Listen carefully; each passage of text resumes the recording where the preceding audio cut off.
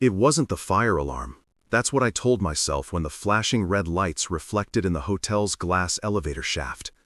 I stood there holding 2 glasses of sparkling cider, hers with a twist of lime, mine untouched, trying to convince myself it was just a tech glitch. But the universe doesn't glitch, it warns.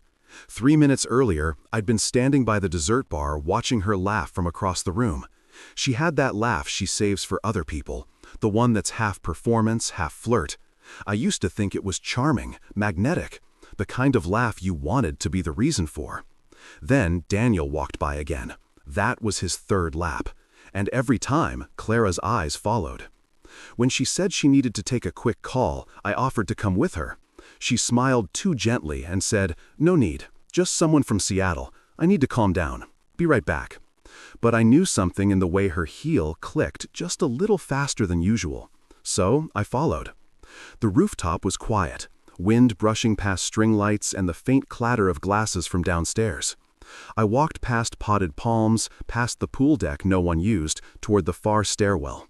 The door was cracked. Inside, dimly lit by a red exit sign and the glow of a vending machine, I saw her hand against the wall, his lips on hers. Not fumbling, not awkward, they had rhythm. She didn't see me at first. He did. Daniel froze like a deer under headlights. She turned slowly.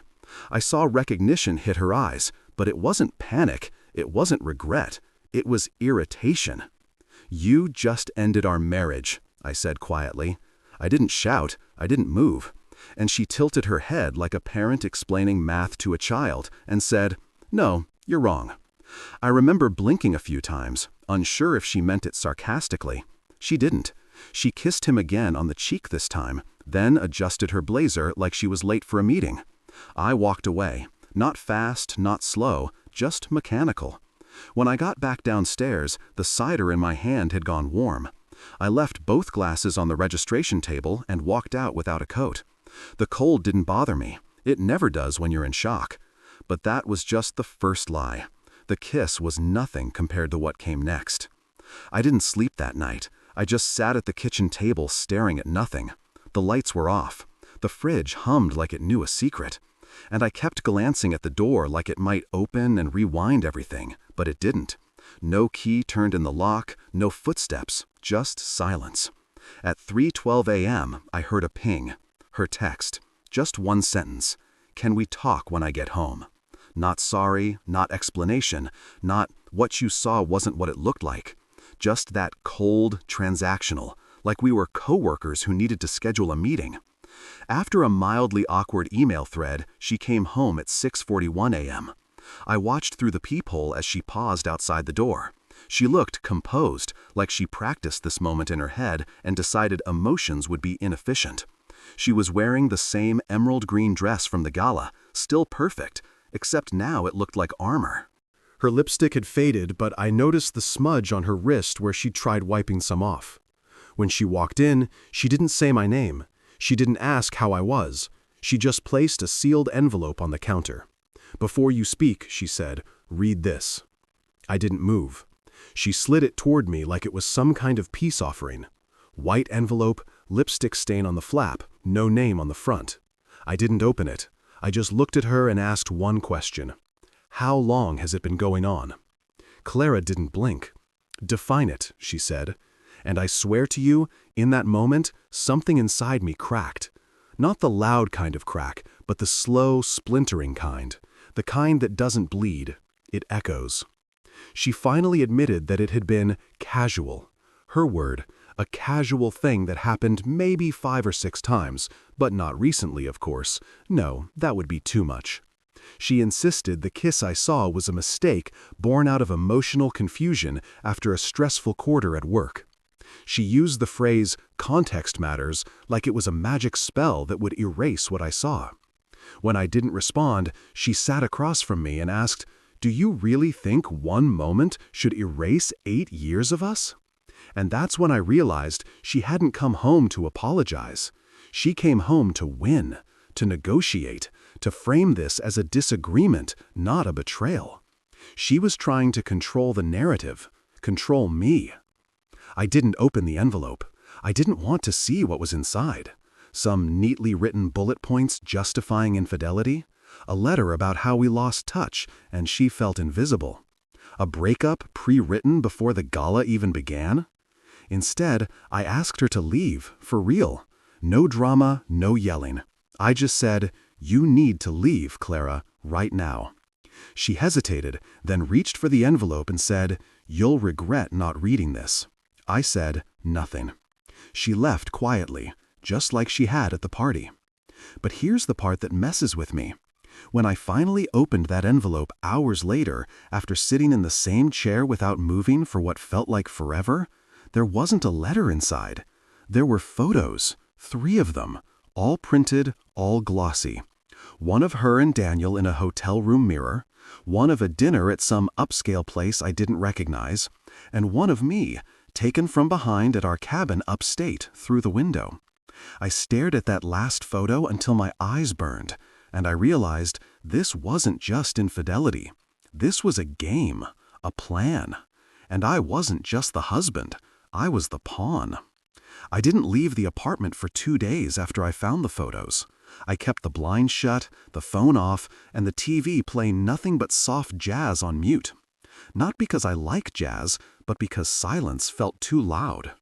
My brain wouldn't stop replaying that photo, the one taken from outside the cabin window of me sitting on the couch, back turned completely unaware. I remember that weekend. I thought it had been peaceful, thought Clara had taken a nap while I read, thought I was safe. The cabin is 3 hours from the city. No neighbors, no cameras, no service. I'd always thought of it as our little pocket of nowhere. Now I wondered how long she'd been planning this, how many steps ahead she had always been, how far I'd fallen behind without noticing. On the 3rd day, I finally turned my phone back on. There were 9 missed calls from Clara, 1 from an unknown number, and a voicemail from my friend Nathan that just said, "Hey man, you okay? Saw something weird." I ignored them all except Nathan's. I called him back. He told me he'd seen Clara a few nights ago, not at the gala. He didn't know about that yet. But after he swore he saw her on 52nd, outside a place called Henley's, arguing with a man in a gray coat. He said she looked off. Not angry, not sad, just calculated, like she was directing a scene instead of reacting to one. The man wasn't Daniel. And then Nathan said something that made my blood go cold. She was holding an envelope. Looked just like one of those wedding invitation ones. White, thick paper. I only noticed because she dropped it when she turned too fast. I hadn't told anyone about the envelope. Not the photos, not the kiss, nothing. That night, I sat at my laptop and searched Henley's 52nd. It was a private bar, invite only. No phone number, no public website. The only mentions were on Reddit threads about quiet places for high-end professionals to meet discreetly. I felt sick. This wasn't an affair. It was something larger, coordinated, hidden in plain sight. I kept looking through old emails, photos, anything I could dig up. That's when I found a forgotten shared album in my Google Photos titled Room 506. It had one photo, blurry, a hotel hallway, door just slightly ajar, time-stamped 6 months ago, 11:47 p.m. I don't remember ever taking it, and yet it was in the album. I scrolled down to the metadata. Uploaded by Clara's work account, shared only with me. Why would she send me that? Why name it something so specific? Was it a breadcrumb, a threat, a mistake?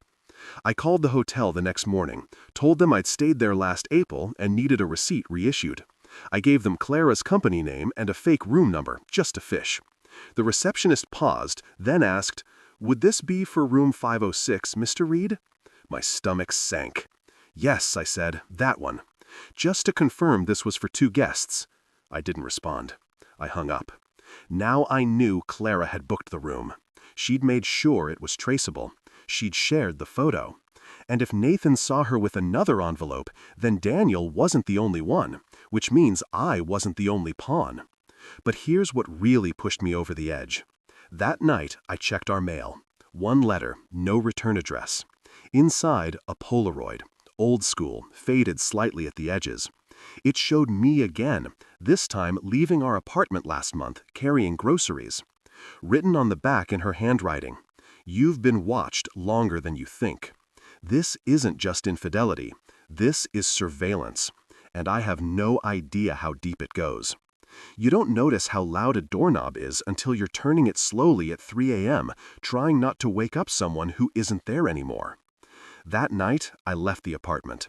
I don't even remember making the decision.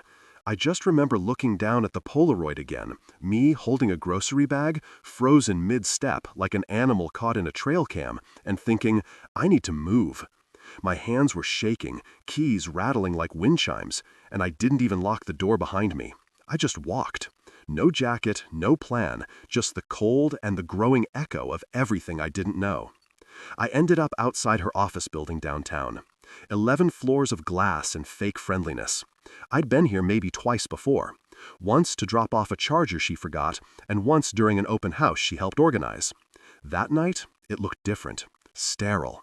All the lights were off except one. The top floor conference room. It wasn't an accident. Someone was up there pacing slowly back and forth. Their silhouette passed behind the frosted glass panels like a shadow stuck on a loop. I watched for 5 full minutes, heart pounding in my throat, until the lights finally clicked off. The elevator lights flickered on. I ducked behind a newspaper stand like this was some spy thriller, but all I saw was a man in a suit step out alone and walk across the street like he had no idea he'd just been part of the worst week of my life. Back home, I couldn't shake the image. Something was happening in that office after hours, and I wasn't supposed to know about it. So I did what I never thought I'd do. I opened her laptop. She never signed out of anything. Probably assumed I never had the spine to look. Maybe she was right, until now. There was nothing interesting in her email inbox. Most things had already been deleted.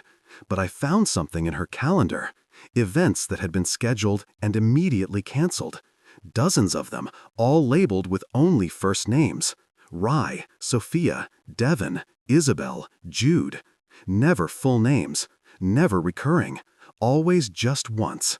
Always in different locations. Private clubs, corner hotel lobbies, even a cemetery once. No locations were linked to her company, none of them to Daniel. I recognized exactly 0 of the names. And then one detail changed everything. One entry, April 3rd, 4 p.m. The only one marked with a double initial, MC. Not a name she'd ever mentioned. But the meeting location? That same cabin we used to go to, the one from the photo, the one where I'd been unknowingly photographed through a window. That wasn't our weekend getaway. That was a meeting spot. I started reverse searching the names. Most came up blank. Ryan, Sophia, nothing. But when I searched Isabel plus consulting plus our city, I found something. An old news article from 4 years ago. Local tech consultant found dead in apparent suicide. No foul play suspected. Isabel M., age 29. No criminal history. Found in her apartment. Police ruled it clean. But buried in the comments section was a throwaway post from someone anonymous. Funny how everyone around them disappears or ends up quiet. Ask MC, she knows. MC, Clara called her. I froze. This wasn't about cheating anymore. This wasn't about betrayal or hurt feelings or even love. This was something else. Something layered, planned, scripted. I started to ask myself questions I never thought I'd ask about the woman I married. Was she part of something bigger? Was she using me? Was I even supposed to find any of this? And most terrifying of all, was I in danger? Because if people around her were going silent, then why was I still here? I didn't sleep that night. Just stared at my phone screen, rereading old texts from Clara, looking for a sign, a code, a mistake. I got nothing. But at 5:22 a.m., a message lit up my screen from a number I didn't recognize. You're asking questions. She's not the only one watching. I stared at the message. You're asking questions. She's not the only one watching. Until my phone dimmed on its own. I didn't reply. What could I even say? Who are you? What do you want? It would sound desperate. And something about the tone didn't feel threatening. It felt corrective, like they were trying to keep me on script. But I was already off script, wasn't I? I decided to trace the number. I've worked in IT before. I'm not a hacker or anything, but I know enough to get dangerous. The number was a VoIP line routed through a series of temp servers, probably masked through 2 or 3 relay IPs across different cities. But the last ping was local, less than 10 miles away, not exact, but close enough to know they were watching in person. So I drove. No plan, just a radius to follow and adrenaline shaking in my veins like coffee made of lightning. I ended up circling through industrial blocks, warehouses converted into artist studios, tech incubators, and shell office spaces with no logos on the doors. I didn't even know what I was looking for until I saw him. A man in a gray wool coat sitting alone at a bus stop, even though no buses ran that route anymore. He wasn't moving, wasn't looking at a phone, wasn't listening to anything, just sitting still. And I swear to God, he was holding a notebook that looked half burned. The edges curled in like he'd fished it out of a fire. I pulled over. He didn't flinch. He looked at me like he'd been waiting. "You're Leo," he said before I even introduced myself. His voice was rough, not old, just weathered, like someone who hadn't spoken freely in a long time. "Yes," I said, standing just far enough away that I could still run if I had to. He nodded once. "She doesn't know you've gone this far yet. That's good. She always underestimates men who appear sentimental." I didn't even ask how he knew her. I didn't have to. He handed me the notebook. Not a word. Just stood, walked away, disappeared around the corner like a ghost returning to fog. I never saw his face clearly. Maybe that was the point. Inside the notebook were fragments, torn-out receipts, annotated calendars, fragments of email printouts. At first, nothing made sense until I found the page that said this. Jude, November 2nd, room 506. Same pattern. She films. He panics. Threatened exposure. Found dead 4 days later. Overdose. Another page, scrawled in fast, tight handwriting. Emotional tether. Surveillance. Documentation. Confrontation. Removal. Legal pressure or psychological pressure, sometimes both. And finally, in the back, barely legible through the soot. They think she's a closer. She thinks she's untouchable, but he's the one who keeps the archive. The archive. A place, a person, a server. I didn't know yet. But it was the first solid lead I'd had that pointed to something outside of Clara. Someone beyond her. Something she might not even fully control. At the bottom of that last page was an address. I won't write the whole thing here in case this gets traced, but it was in a neighborhood I hadn't visited since college. Bad cell reception, half-renovated brownstones. One of those places where everything looks normal from the outside, but the silence feels heavy in your chest. I drove there that night, parked across the street from the building. 3rd floor. Windows blacked out. No buzzer, no mailbox, just a single camera above the door, pointed not outward, but down toward the handle, as if watching who touched it mattered more than who approached.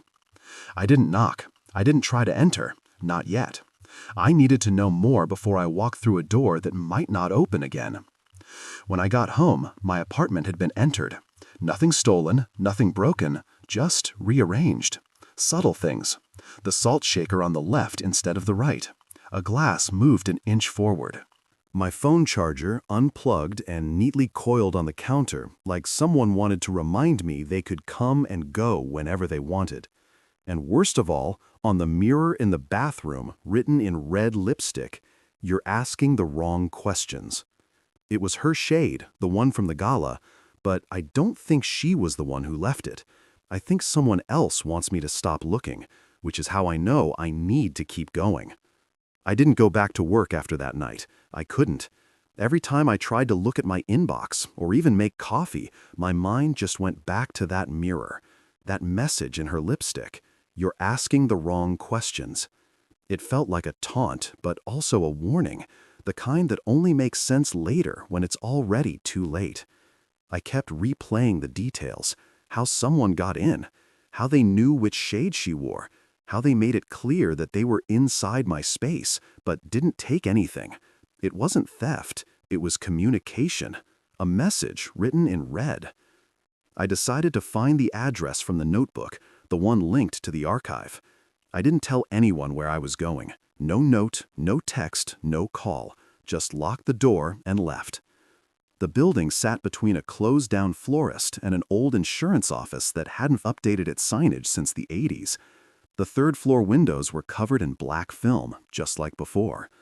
I walked around the block twice before working up the nerve to go inside. The front door wasn't locked. No buzzer, no receptionist, no elevator music, just the faint hum of fluorescent lights somewhere above. The hallway smelled like old paper and cleaning solution. I followed the sound until I found a staircase and climbed to the third floor. The door at the top had a brass plate that read simply, M. Cavendish Consulting. The initials matched the calendar entry, MC. I knocked once. Silence. Knocked again. Nothing. Then I heard it. A chair moving, slow footsteps, and the sound of a latch sliding open. The man who appeared looked nothing like what I expected. Late 50s maybe? Neat beard, calm eyes, gray vest over a white shirt. He didn't look dangerous. He looked tired. "You shouldn't be here," he said quietly. "I need answers," I told him. "About Clara.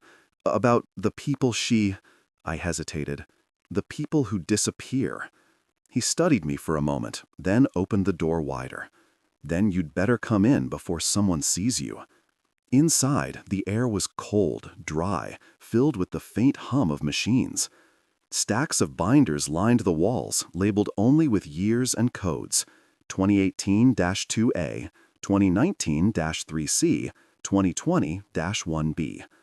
At the center of the room was an old desktop computer, its screen flickering with green text against a black background.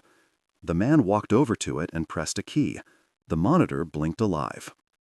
"I'm the keeper," he said. "That's what she calls me. But I was here long before her. She just inherited what was left." "Inherited what?" I asked. "What is this?" He smiled, a sad, knowing smile. "A collection.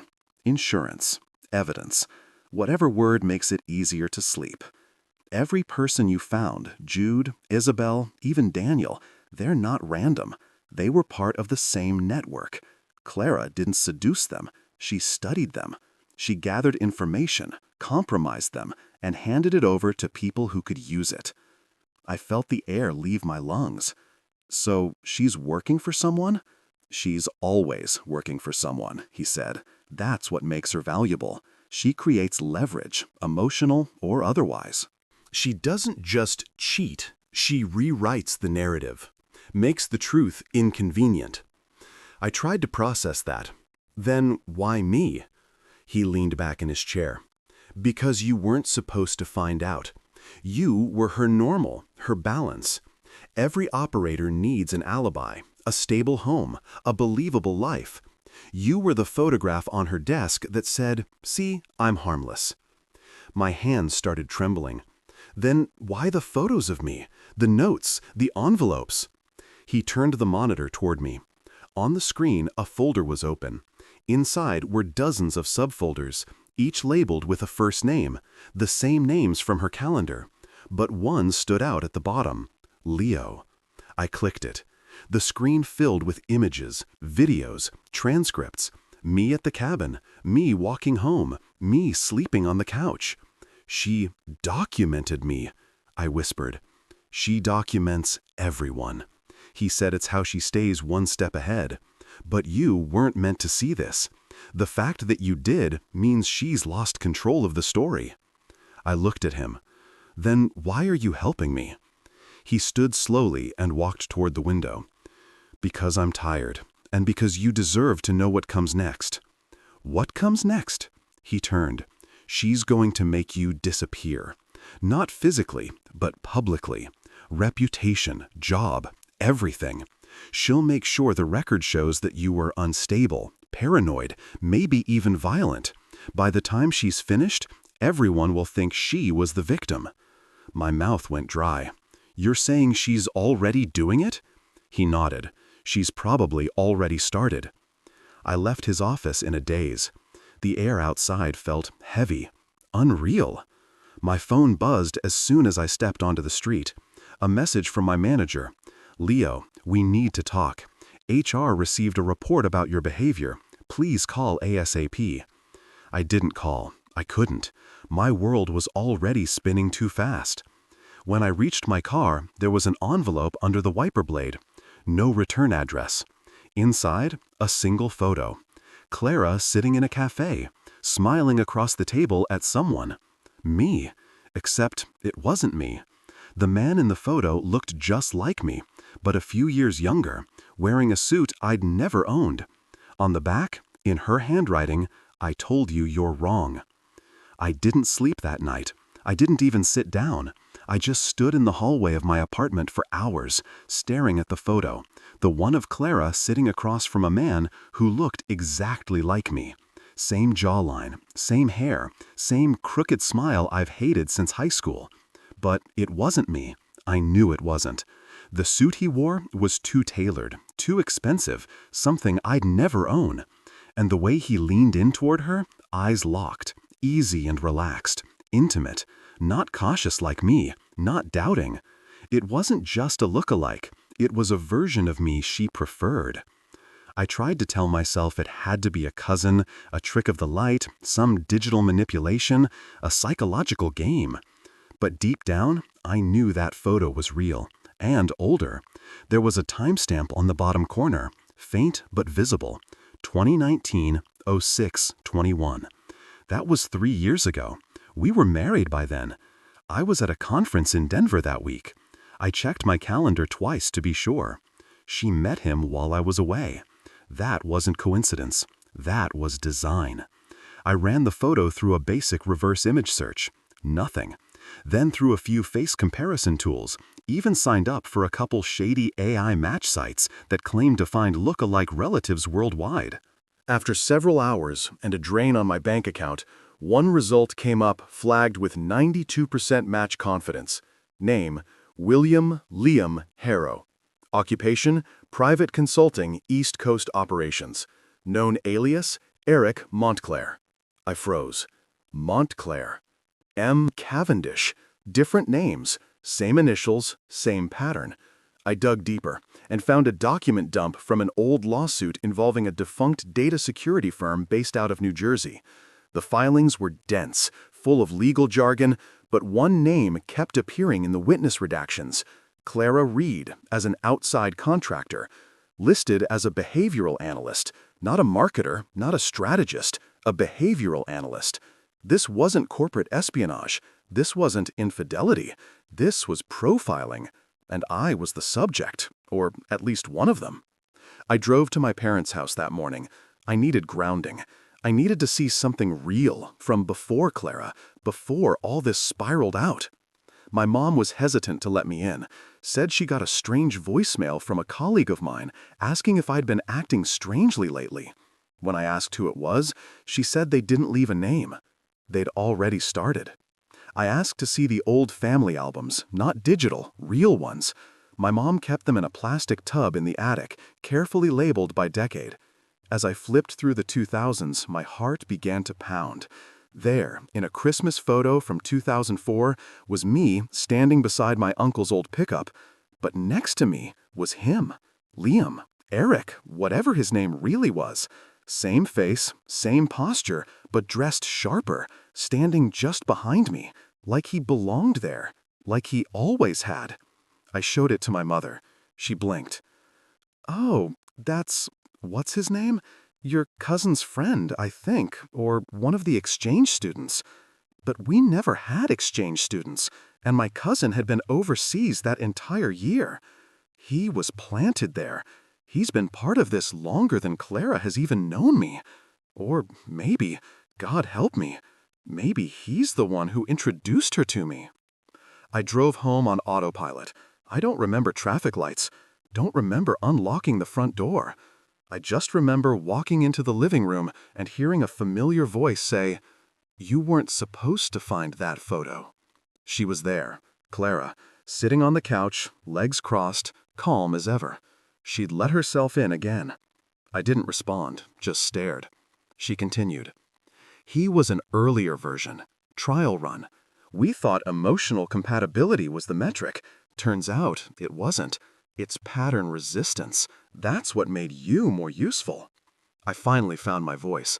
What are you talking about? She tilted her head, like she always did when explaining something condescending. You were never the subject, Leo. You were the control. That was when it all shattered. Everything. Every moment. Every trip. Every fight. Every touch. It wasn't love. It wasn't even manipulation. It was testing. They weren't studying me because I mattered. They were studying what I'd do when someone else mattered more. I asked her, "Who is they?" And she smiled. Not cruel, not smug, almost proud. "You'll meet them soon." Then she stood, walked past me, and let herself out, humming the same song she hummed the night we first kissed in my kitchen. Only this time, it sounded like a funeral march. After Clara left that night, something inside me broke, but not in the way I expected. It wasn't grief. It wasn't rage. It was something quieter, calmer.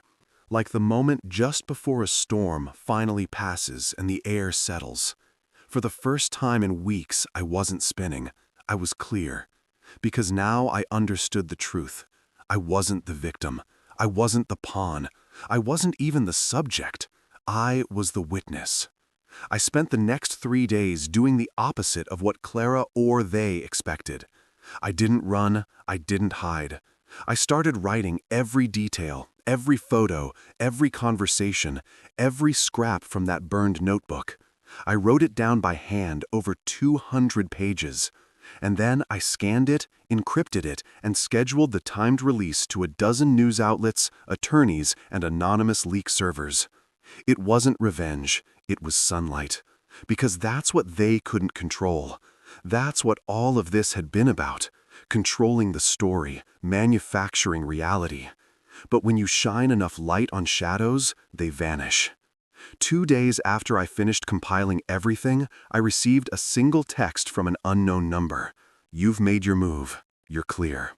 Stay out." And that was it. Silence. No more messages. No more photos. No lipstick on mirrors. No mysterious men in coats.